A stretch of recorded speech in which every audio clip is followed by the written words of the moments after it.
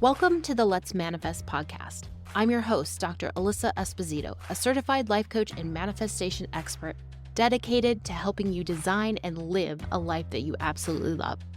Together, we're diving into the magic of the law of attraction, quantum physics, and powerful personal development techniques. Whether you're new to manifestation or seeking inspiration, this podcast offers clarity, motivation, and actionable insights. So are you ready? Let's make it happen. Hey friends, welcome back to the Let's Manifest podcast. I'm so glad that you're here with me today because this episode, it's going to change how you see your day-to-day life, your goals, and your energy. We are diving into a concept that I call raising your floor. And it's a total game changer when it comes to goal achievement and manifestation. Now, this is about the real work, the personal responsibility, and the identity expansion that allows you to hold the reality that you're trying to manifest. We're going to be talking about capacity, your emotional, physical, and intellectual capacity, and how these three types of bandwidth determine what you can handle and sustain in life. Because here's the truth. You don't rise to the level of your goals, you fall to the levels of your systems. That's from James Clear. He's the author of Atomic Habits. Great book if you haven't read it. So today I'm going to add a layer to that. You fall to the level of what you're willing to tolerate from yourself. So let's talk about raising your floor. What exactly does that mean? Well, we all have a floor and a ceiling. I'm sure you've heard of the ceiling. Your ceiling is your potential. It's your biggest dreams. It's the next highest version of you, your fullest self-expression, that $1 million version of you, the author, the entrepreneur, the thriving partner or parent, the change maker. But your floor is your current minimum standard, the least that you allow from yourself. It's what you're tolerating. And it's the level in which you drop when things get hard, when they get inconvenient, and when you're low on energy or when you're wanting to just indulge in emotions. And let's be real, that is the level that most people are actually operating from most days. So when I say raise your floor, I'm talking about the conversations you're avoiding, the routines that you've dropped, your promises that you don't honor, whether it's to yourself or others, the things that we let slide and put off, the excuses that you're too tired or too busy to do things, the way we don't prioritize the important needle-moving activities and instead do things we'd rather do because we want that dopamine hit, like snacking or scrolling on social media or shopping. That's called buffering, by the way. And it's what you let yourself get away with, not because you're lazy, but because you haven't raised your identity to require more of yourself yet. Being stuck, being stagnant, living on autopilot, and having that groundhog day-to-day mundane life, all those experiences keep us living small and in our comfort zone. And it doesn't propel us to live that extraordinary life of our dreams. It doesn't challenge us to grow and live into our purpose. And you have to remember that your brain is wired for survival, so it's trying to keep you safe. It wants to repeat and do the same things because it already knows how to do that. I've talked about Dr. Hardy and his book, Be Your Future Self Now, on the last episode. So here's 2 quotes from that book. You are not your past. You are what you're currently committed to. And last time I talked about the quote that your identity is what you are most committed to. Remember, we talked about that as a definition. It's the commitments that he's talking about that set your floor. Let's talk about the role of capacity because capacity is one of the biggest missing pieces in the manifestation conversation. Recently, I took a course on expanding my capacity with one of my coaches, Stacy Bate, and I wanted to share with you some of what I've learned in there. Your capacity is those decisions and those choices that come up every day and your ability to live into them, to handle them, to show up for them, both mentally and from the intellectual plane, emotionally and energetically. Manifestation isn't about dreaming. It's about holding the frequency of that dream. And that requires space, internal space, nervous system space, schedule space, we'll call this time, cognitive and emotional space. Dr. Hardy writes extensively about the concept of expanding your capacity to become your future self. He says, Your future self is not someone that you discover. It's someone that you decide to be, right? It's an identity. Deciding to be that person requires training your capacity to match the life that you say that you want. Let's look at the 3 types of capacity. Number 1 being emotional capacity. This is your ability to hold uncomfortable emotions without checking out, lashing out, or reacting to them. When a launch doesn't go as planned, when someone criticizes you, when you get ghosted, do you spiral down or do you self-regulate? Do you react or do you respond? When your emotions are high, your intelligence is low. There have been many times in my life where I've recognized that I've been in an intense emotional state. And I look back on these really tough moments and I'm actually really glad and I'm proud of myself for saying, I'm going to give it X amount of time and then I'm going to redecide so that I'm not making decisions based in this heightened emotional state. It's really easy to get caught up in your pain story and justify that emotional reaction.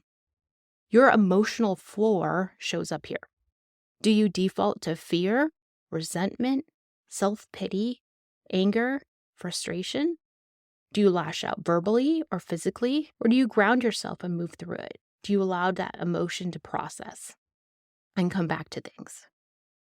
Finding where and why you're in resistance and learning how to process those emotions, to pause and to figure out the source of the problem is a key piece to growing your emotional capacity. Almost always, once that body has processed the emotion, that problem seems so much smaller or much more manageable. Now, another type is physical capacity. This is where your energy and your health and your stamina comes in. Can you hold long days, stretch outside your comfort zone, and prioritize your well-being so that you're not always in survival mode? So many of us live in that survival mode day to day. This is a physiological state when the body is really only equipped to be in for those short durations of time. But it's very common in our society that we're staying in this state for extended period of time. And that starts to take a toll on our mental and physical health. Being in resistance takes away your energy. Where are you in resistance in your life, in your work? Can you see how your brain is just fighting you on something that it's saying it has to do? What if you tell yourself that you are 100% capable of doing this? That completing that project or task will give you a boost of energy, momentum, and endorphins. You have to go back to your why. Why are you doing something?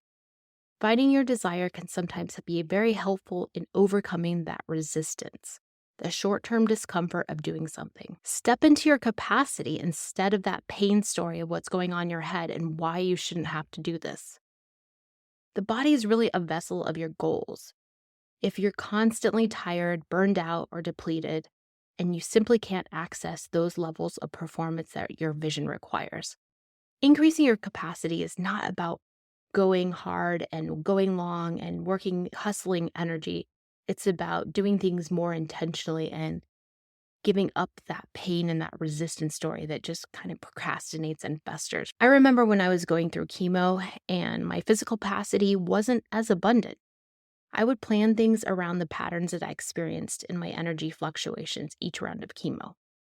Now, after doing capacity work, I catch my brain that says things to me like, you didn't sleep very well last night. You should just not do this right now. Go down on the couch and just sit down and watch some Netflix. And I tell it I have the capacity to get things done. I also know my body and my mind.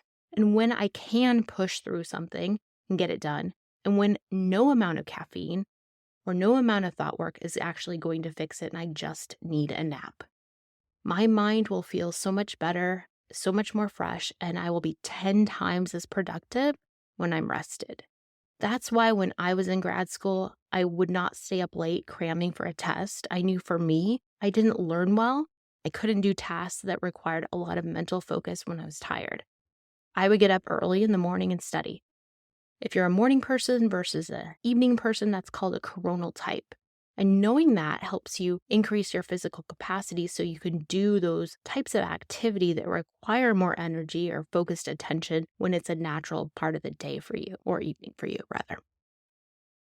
The next one's intellectual capacity. This is your openness to learn, to solve problems, and to think strategically. It's using your mind under pressure. I'm guessing that you've all been in situations in which you felt overwhelmed and you feel like your brain having all those thoughts that you're never going to understand something. So why even bother? Why pay attention? And your brain is just starting to feel that resistance and disengage. Well, this can happen when we need to expand our capacity to learn something new. And I see this sometimes with people in tech, whether it's a generational thing or you just get in maybe a new iPhone or something. I once took some investment lessons from a friend who was a financial advisor. My prefrontal cortex thought this was a great idea, and I do still think it was a great idea. I could feel my brain just start wandering and my eyes glazing over, and I was kind of checked out. And admittedly, this still happens to me in French class, especially those grammar lessons. My brain tells me I'm never going to understand. And what am I manifesting when it offers me that thought of I'm never going to understand it? More resistance, more difficulty. I observe these thoughts and I tell myself that most people struggle when they're learning grammar in a foreign language, and that's okay. When we're in these circumstances, you have to work on your ability to stay curious, to stay resourceful during those times instead of just checking out. Expanding your intellectual capacity might look like asking yourself, how can I figure this out? What resources would help me to understand this? Is there someone else that I could ask for help with this? Is there an online resource? Sometimes it's helpful just to figure out the next step. You don't need to know the full solution to the problem. Sometimes just the next step is enough to kind of get you going, and then you've solved that next piece when you're there.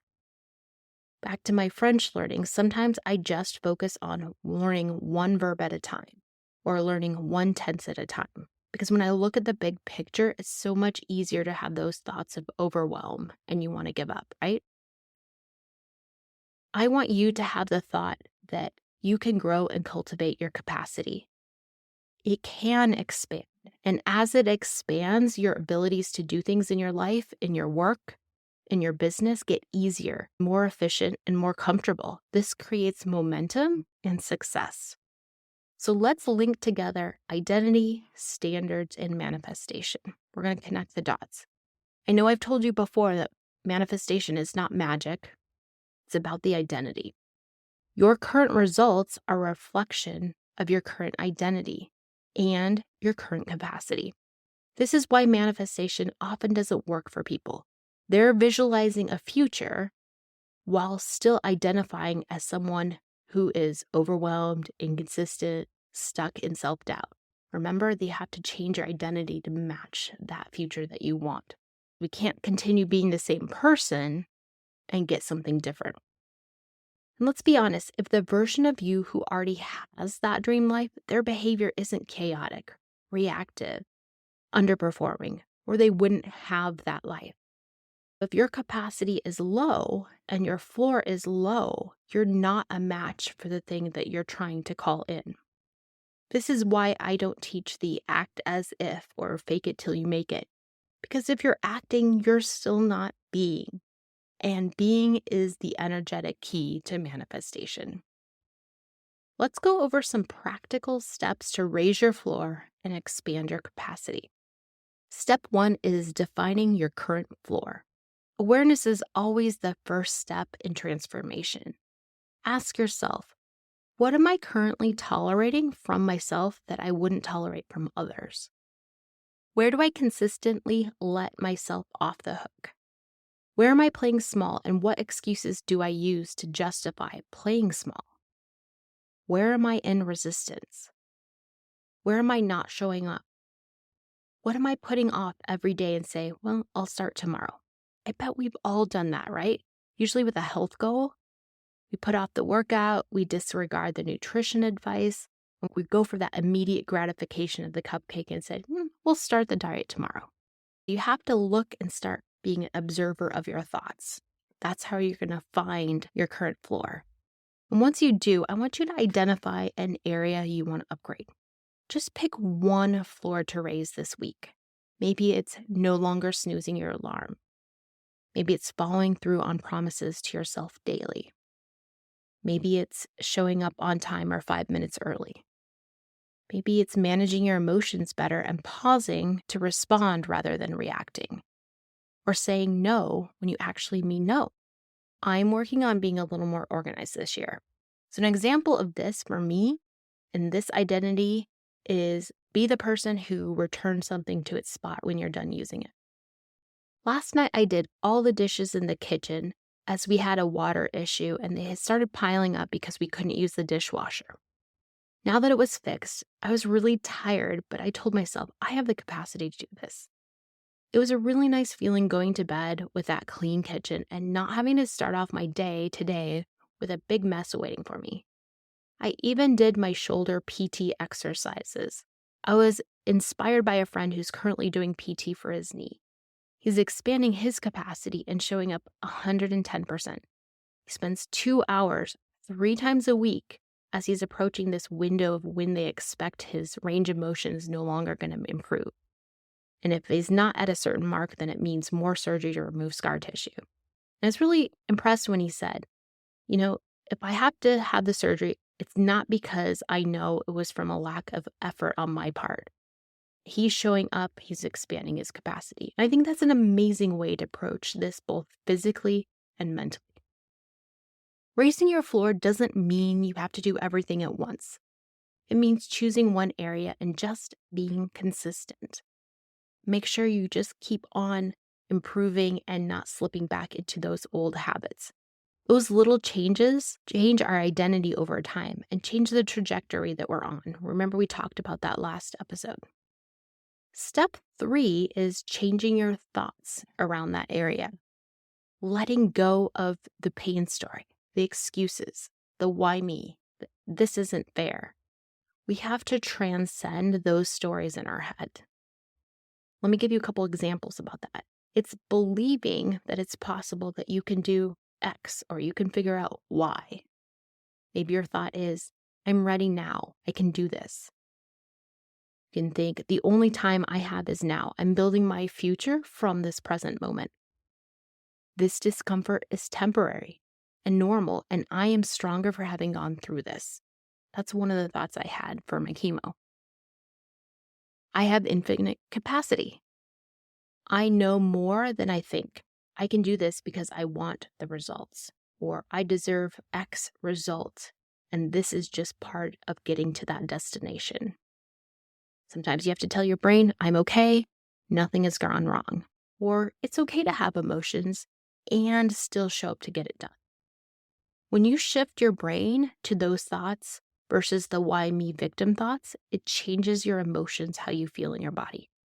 Now you're showing up with hope, with feeling capable, feeling aligned, feeling empowered. Maybe you're feeling challenged in a good way. Maybe you're feeling powerful or invincible. Remember that your thoughts create your feelings, and your feelings create your actions, which will then create your results. So by changing those thoughts, we are influencing our results and changing that trajectory in our life. This is the most important awareness of our thought work. Step 4 is anchoring to the future you identity. This is your manifestation moment. Ask yourself, what does my future self not tolerate? Maybe it's being lazy, procrastinating, sleeping in, paying their bills late, pushing off their to-do list for something that has more immediate gratification, like shopping or scrolling online or watching Netflix. How do they speak to themselves? What do they say yes to? What do they say no to? What do they prioritize? You don't have to be perfect. You just have to raise your minimums, because those minimums eventually become your new normal, and your new normal becomes your identity, and your identity creates your results. You can see how this work can really pay dividends in a short amount of time. Before you know it, your new floor will seem easy, and then it's time to level up again. This is how you just keep growing. It's all part of the fun process of evolving into the next level of yourself, your quantum leap, the next big manifestation, and those big goals. Some final thoughts. You're not just manifesting goals, you're manifesting a version of you that can hold and sustain those goals.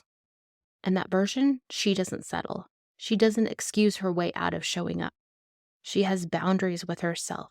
She's clear, she's grounded, she's expanding. Your identity is whatever you're most committed to. Remember that Dr. Hardy quote. The question is, what are you most committed to now? Not in theory, not someday, but right now, in the choices you're making today. Your life raises to the level of your standards. So raise your floor and everything else will rise with it. I've been working on my capacity, and one of the things I've heard my coach say recently, and I thought this was great, is who do you want to go to bed with every night? Who do you want to wake up with or as? Now, she wasn't talking about going to bed with some hot-looking partner, but what she means is when you go to bed at night, are you proud of the person that you were that day? Yesterday, I got some really big things done, and a lot of those done in a short amount of time. I was really proud of myself yesterday when I went to bed. I closed my laptop at 6 and I went out to dinner with my husband, and I enjoyed the time without feeling guilty of what I still needed to do. I was the future self that I needed to be.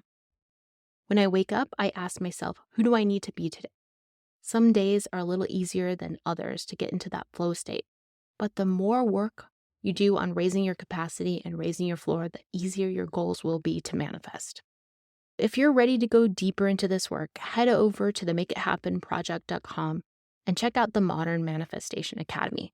This is where we get real about who you're becoming and how to build those habits, beliefs, energy, and align actions in order to make it happen. Also, be sure to get your free copy of the 50 journaling prompts for manifestation. They're linked in the show notes and also available at my website, themakeithappenproject.com. Until next time, show up as your future self, raise your floor, expand your capacity, and go create the life that's calling you. We hope that you've liked this episode. If so, check out the Make It Happen Project, where you can learn more about the Modern Manifestation Academy. You can also find a community of like-minded people and coaching resources to help you create and live your dream life. And for fun manifestation swag, check out themanifestationshop.com. Thanks for tuning in to the Let's Manifest podcast. And if you enjoyed this episode, be sure to subscribe and leave us a review. Let's keep the momentum going because you deserve to manifest your biggest dreams. Until next time, remember, you've got the power to make it happen.